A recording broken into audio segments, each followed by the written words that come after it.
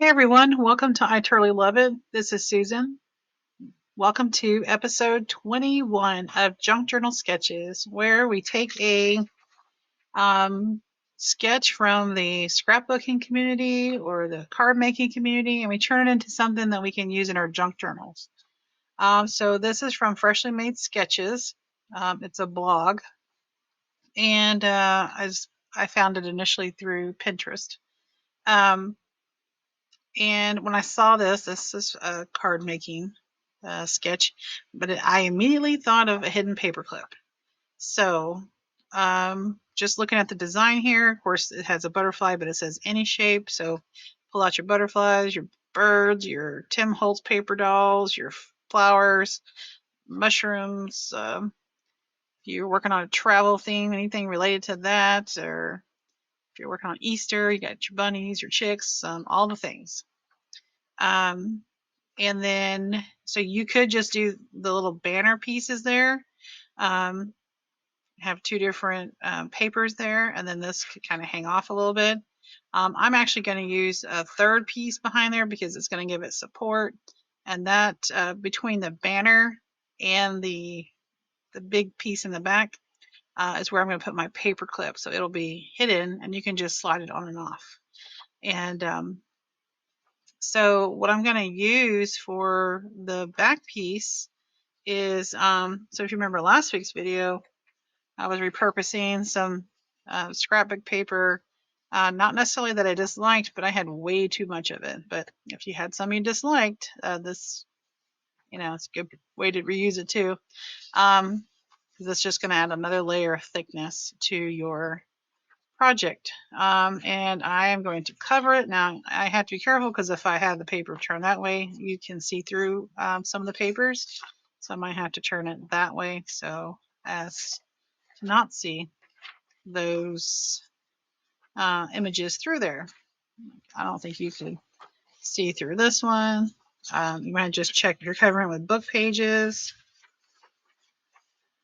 See, I can see some of it through there, so I would definitely want to make sure that that is flipped over. All right, so you're going to use some paper clips. I'm just going to use this little fun jar of,